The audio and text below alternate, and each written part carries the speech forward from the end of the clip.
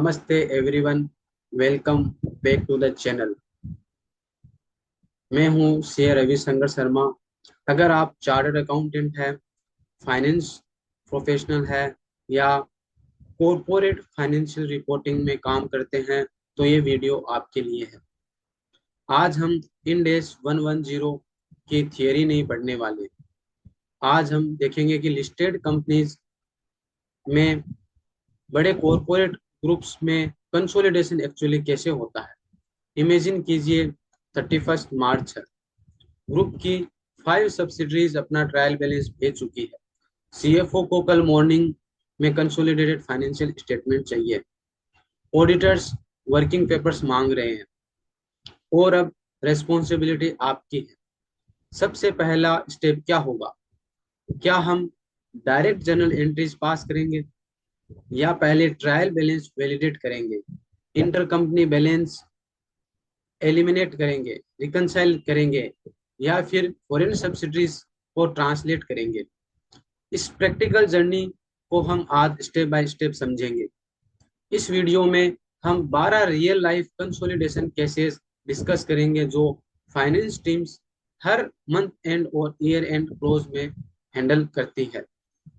No necessary theory, no text book language, सिर्फ practical corporate reporting. Now we will discuss 12 practical cases. First, we have to understand the stages.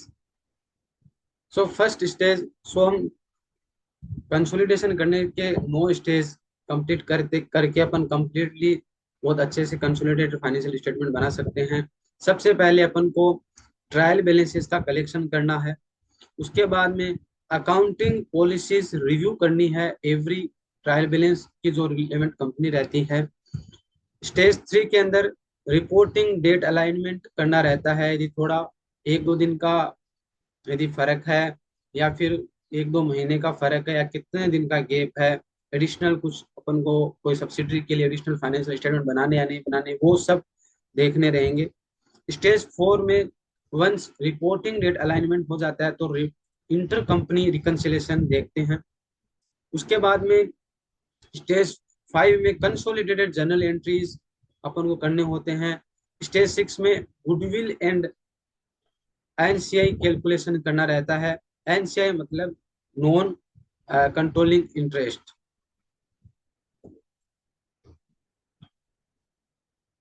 उसके बाद में foreign currency translation, जो foreign subsidiary रहते हैं उनके financials को foreign currency translation करके अपने इंडिया आईएनआर में फाइनेंशियल्स बनाने रहते हैं।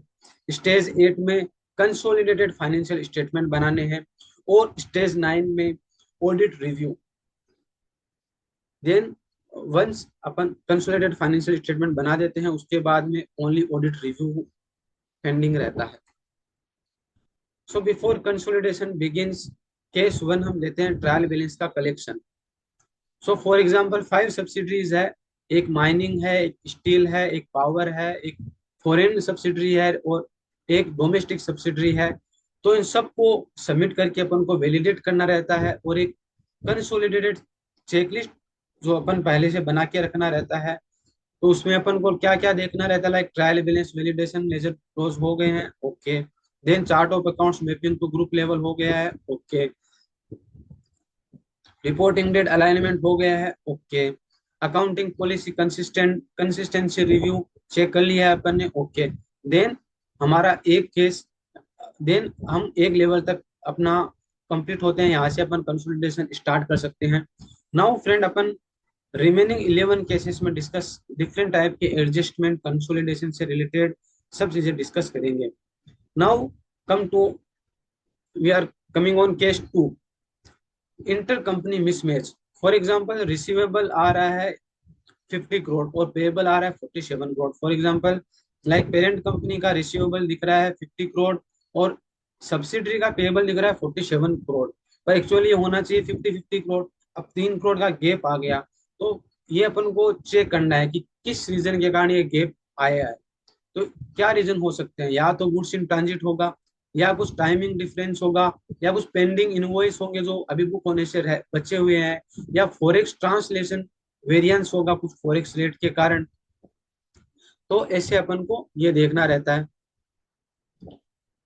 तो ऐसे ये सब चीजें, ये सब रीजन फाइंड आउट करके कि दोनों का पेबल और रिसीवेबल 50-50 करोड़ करना है अपन को, और बाद में अपन का ये इंटर कंपनी मिसमैच कंप्लीट हो जाएगा।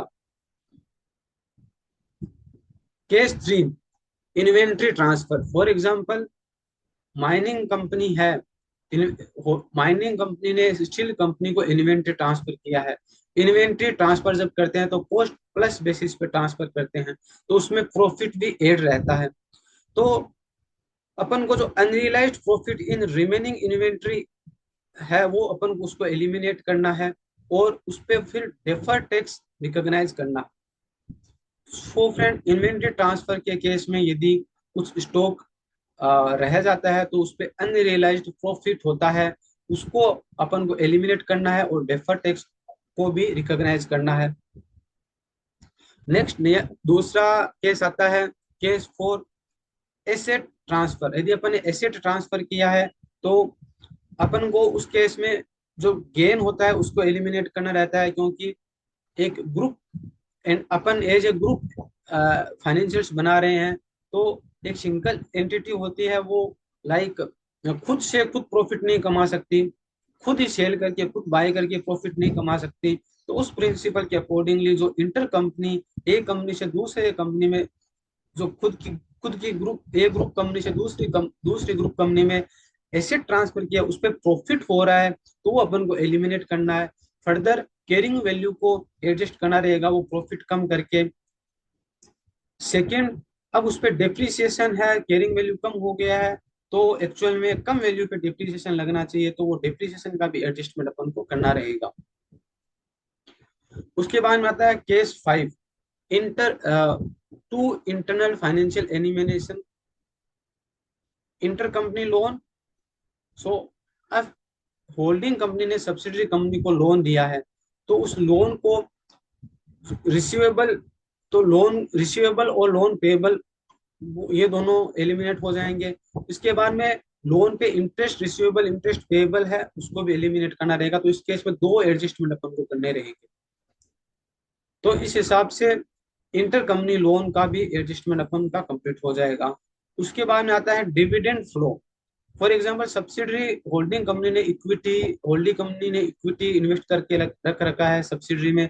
सब्सिडरी कंपनी अब उस इक्विटी पे डिविडेंड पे कर रही है।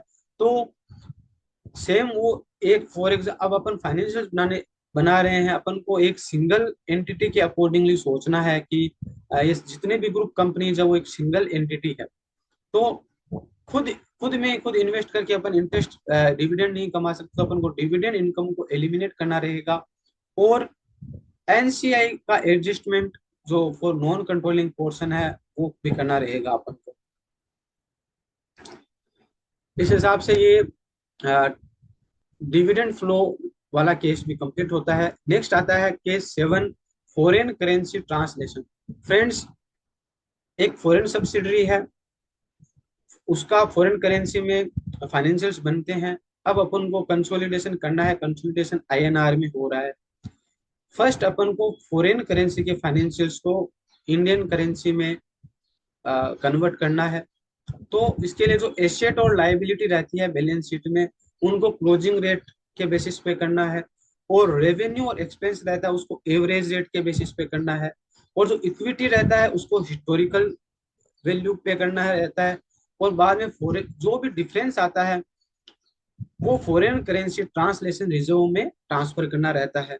उसके बाद में अपन को जो फॉरेन करेंसी ट्रांसलेशन रिजर्व रहता है उसको अदर कॉम्प्रिहेंसिव इनकम में दिखाना रहता है इसको।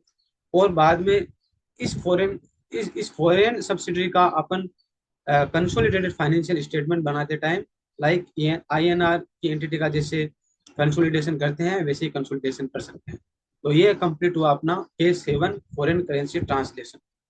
नेक्स्ट आता है केस 8, रिपोर्टिंग डेट अलाइनमेंट। अब फॉर एग्जांपल, सब्सिडरी कंपनी है वो फाइनेंशियल बनाती है 30 मार्च को, और फॉरेन जो अपना कंसोलिडेटेड फाइनेंशियल्स है वो 31 मार्च का, एक दिन का डिफरेंस आ रहा है। चलो एक दिन के लिए अपन को जो मेटेरियल ट्रांजेक्शन रहते हैं उनका एडजस्टमेंट करके और अपन एक दिन का कंसोलिडेटेड फाइनेंशियल कंसोलिडेटेड एंटिटी के अकॉर्डिंगली अलाइनमेंट करके और अपन फाइनेंशियल्स बना सकते हैं, इसमें कोई दिक्कत नहीं है। लेकिन फॉर एग्जांपल ये गैप 3 महीने का हो जाए, तो 3 महीने के लिए अपन नॉर्मली लाइक एक दिन का बहुत बड़ा गैप है, इसके लिए यदि प्रैक्टिकली पॉसिबल नहीं है बनाना फाइनेंशियल्स, कई कई बार ऐसा होता है, तो उस केस में अपन वो फाइनेंशियल वो एज पर इंडेक्स 110 अपन इंडेक्स 110 अलाउ करता है अप टू 3 मंथ का गैप। इंडेक्स 110 यदि प्रैक्टिकली पॉसिबल नहीं है, जेन्युइन रीजन है, तो इंडेक्स 110 अलाउ करता है। और फॉर एग्जांपल 3 महीने से ज्यादा गैप आ रहा है, कोई कोई सब्सिडरी और कंसोलिडेटेड फाइनेंशियल्स में 3 महीने का ज्यादा गैप आ रहा है, तो उस केस में अपन को एडिशनल फाइनेंशियल्स बनाने पड़ेंगे। तो वो एडिशनल फाइनेंशियल स्टेटमेंट सब्सिडीज के बना के और फिर कंसोलिडेशन अपन को करना रहेगा। तो इस हिसाब से रिपोर्टिंग डेट का अलाइनमेंट करना है। ये है एज पर इंडेक्स 110। उसके बाद में आता है goodwill on acquisition.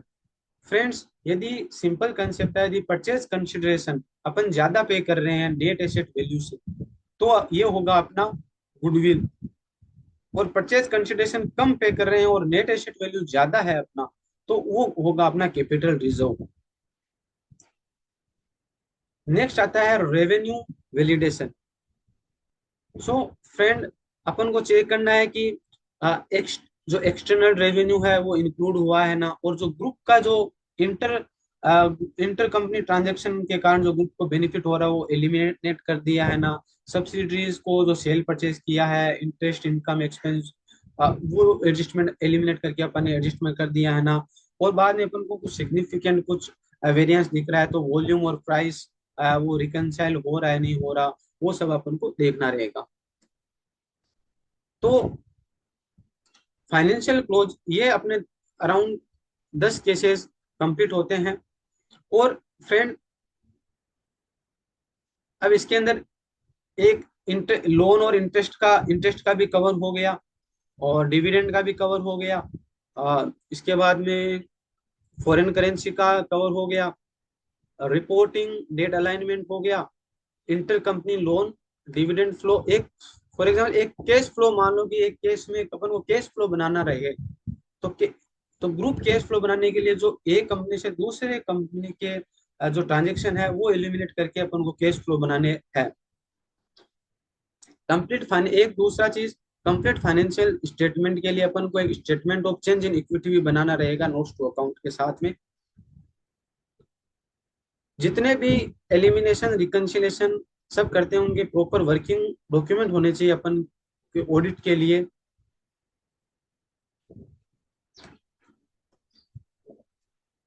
So friends, ये अपना पूरा कंप्लीट था। अभी फाइनेंशियल क्लोज चेकलिस्ट क्या है? गुडविल और NCI, inventory profit, defer tax, related party, inter company और एसेट ट्रांसफर और फॉरेन करेंसी ट्रांसलेशन रिजर्व, ये सब चीजें अपन को ध्यान में रखनी है। 5 principle they define quality consolidation. इन 5 प्रिंसिपल्स को अपन को माइंड में रखना है बिफोर वी डू कंसोलिडेशन। सबसे पहले वन इकोनॉमिक एंटिटी। अब there may be 40 legal entity, but when we are going to prepare the consolidated financial statement, then we have to think that we are one economic entity. Second, reconcile before elimination.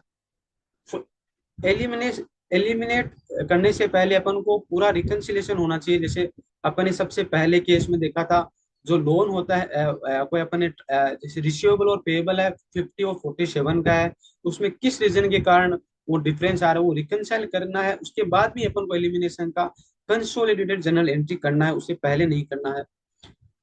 Every adjustment has a financial statement impact.